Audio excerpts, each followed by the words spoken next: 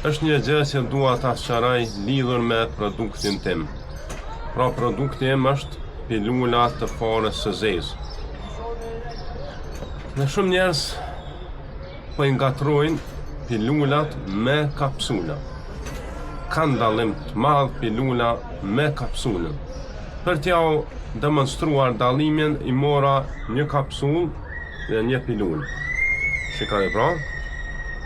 Siç po e shihni, dallimi është i madh. Kapsula është një materie e gelatinës. Pra ky mbështjellësi është gelatinë.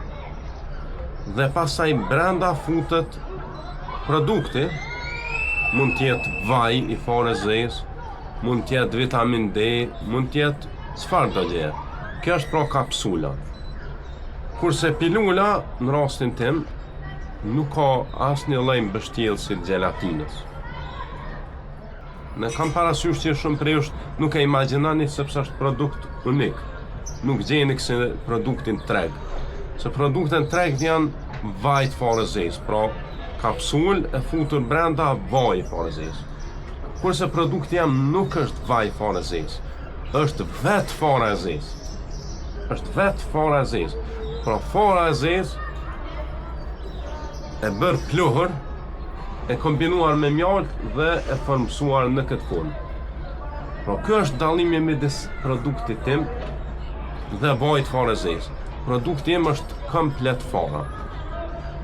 E kombinuar me mjaltë, e formsuar në formë të tupave të vogël që quhen pilula.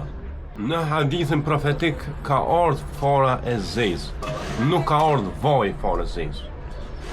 Vaji është vetëm një derivat i forës. Kurse fora ka shumë e shumë komponente tjera, cilat nuk i ka vaji. Prandaj në hadithin e profetit alayhis salam është përmend fora e zezë e ju vaji i tij. Ky është pra produkti im, është produkt i ri në nivel rajonal, po them edhe global nuk kam gjetë. Mund të ketë, por se unë nuk kam gjetë që dikush ta ketë provuar kështu forën e zezë kombinuar me mjaltë në formë pilulave. Dhe ju përgëzoj që dobitë e saj janë të shumta. Produkti im është ushqimor, nuk është farmaceutik. Këta duhet ta keni parasysh. Prandaj si lera ushqimore ka të shumta. Mund të ktheheni edhe ju literaturën shkencore se sa dobitë i ka fora e zezë, sidomos në formë e saj të komplete. Po shumë a shumë lera se sa vaj forës zezë.